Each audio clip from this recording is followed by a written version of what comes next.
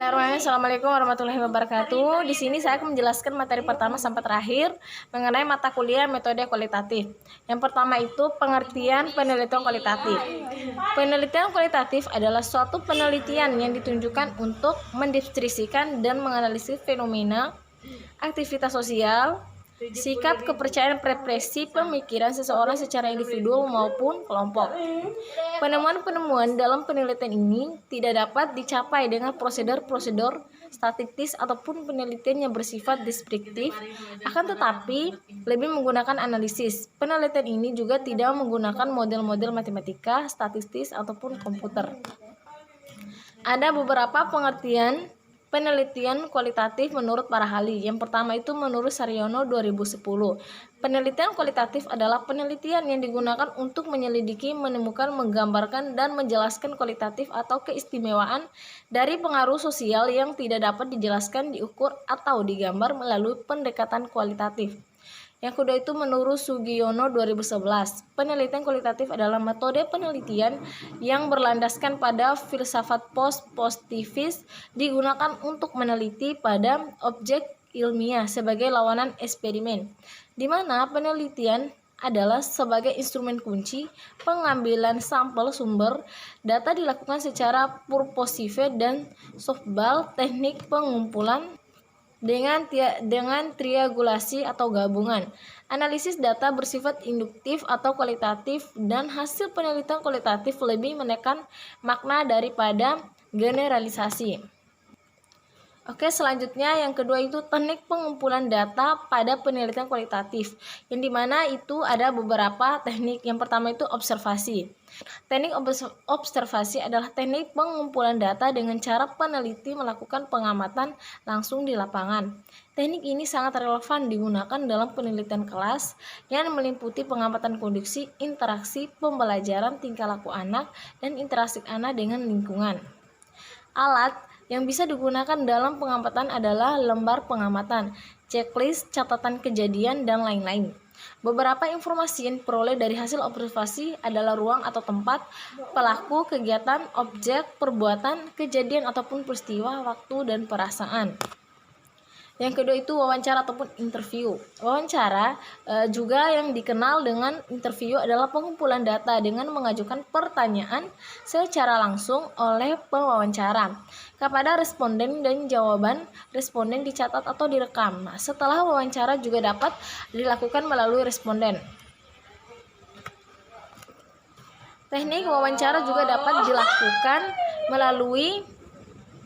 melalui huruf ataupun tidak terbiasa membaca ataupun menulis termasuk anak-anak.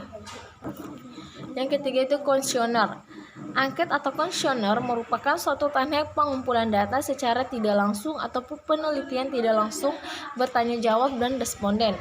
Instrumen atau alat pengumpulan data yang disebut dengan angket berisi sejumlah pertanyaan-pertanyaan yang harus dijawab atau diresponden oleh responden. Responden mempunyai kebebasan untuk memberikan jawaban atau responden sesuai dengan preferensinya. Yang terakhir adalah pemeriksaan catatan. Pemeriksaan catatan ataupun dokumentasi adalah teknik pengumpulan data dengan cara memeriksa surat, catatan, arsip foto, hasil rapat, jurnal kegiatan, dan sebagainya. Yang ketiga yaitu materi analisis konten.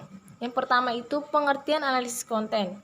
Analisis isi atau konten analisis adalah penelitian yang bersifat pembahasan mendalam terhadap isi suatu informasi tertulis ataupun tercetak dalam media massa. Pelopor analisis ini adalah Halvor Del Lavendes yang mempelopori teknik simbol coding, yaitu mencatat lambang atau pesan secara sistematis kemudian diberi interpretasi.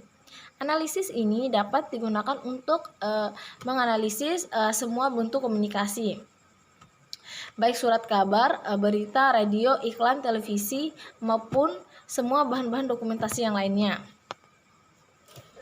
Tujuan analisis isi. Yang pertama itu menggambarkan karakteristik pesan. Yang kedua menarik kesimpulan penyebab dari suatu pesan. Oke, materi selanjutnya adalah studi kasus. Pengertian studi kasus. Studi kasus diartikan sebagai studi intertesis tentang seseorang, sekelompok orang, ataupun unit yang bertujuan untuk mengeneralisasi beberapa unit. Penelitian studi kasus adalah laporan informasi deskriptif tentang data penelitian, percobaan atau eksperimen, proyek, peristiwa, ataupun analisis. Tujuan dari studi kasus. Secara umum, tujuan penelitian studi kasus yaitu ada 4. Yang pertama itu menggambarkan situasi individu. Yang kedua, mengidentifikasi masalah-masalah utama dari kasus yang diteliti. Yang ketiga, menganalisis kasus-kasus menggunakan konsep-konsep teoritis yang relevan dari unit ataupun disiplin ilmu tertentu. Yang keempat, merekomendasi tindakan untuk kasus tertentu. Selain itu, secara umum tujuan dari studi kasus yang pertama yaitu studi kasus bertujuan untuk menjelaskan dan memahami objek. Selain dari 4 yang disebutkan tadi, ada juga beberapa tujuan studi kasus. Yang pertama itu studi kasus bertujuan untuk menjelaskan dan memahami objek yang akan diperiksa sebagai kasus dan juga untuk mengadakan telaan secara mendalam tentang suatu kasus tertentu.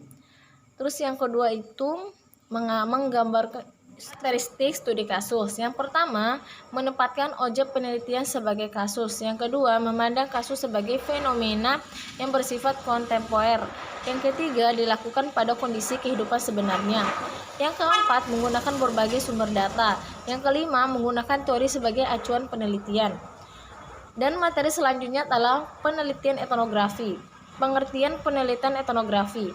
Penelitian etnografi adalah metode kualitatif di mana penelitian mengamati dan atau berinteraksi dengan objek yang diteliti di lingkungan kehidupan nyata mereka. Objek etnografi adalah kebudayaan yang memiliki unsur ekspliksi dan impliksi. Penelitian tentang unsur-unsur kebudayaan yang eksplisi dapat dilakukan dengan mudah karena unsur-unsur kebudayaan seperti itu relatif terungkap oleh partisipasi secara sadar. Sebaliknya, penelitian berhubungan dengan unsur-unsur kebudayaan yang implisi yang tercipta dan dipahami secara tidak sadar oleh pemiliknya. Maka data dan makna harus disimpulkan secara hati-hati berdasarkan penuturan dan tingkah laku para partisipasi. Hal inilah yang membuat seorang etnografi perlu terlibat dalam kehidupan masyarakat yang diteliti dengan berperan sebagai pengamat partisipasi. Tujuan dari penelitian etnografi. Tujuan penelitian etnografi adalah untuk menggambarkan budaya atau substruktur dengan serinci mungkin, termasuk bahasa, adat istiadat, nilai-nilai, upacara keagamaan, dan hukum. Berarti secara umum penelitian etnografi memiliki tujuan menemukan dan menggambarkan budaya suatu masyarakat atau organisasi tertentu. Fokus penelitiannya adalah pola-pola masyarakat, pola-pola yang tercermin dalam sikap tidak dan perilakunya masyarakat atau organisasi yang diteliti. Adapun yang dicari dalam penelitian ini berarti bukan hal yang tampak, melainkan hal yang terkandung dalam yang menampak tersebut. Jenis-jenis penelitian etnografi. Menurut Oreswet, penelitian etnografi memiliki beragam bentuk.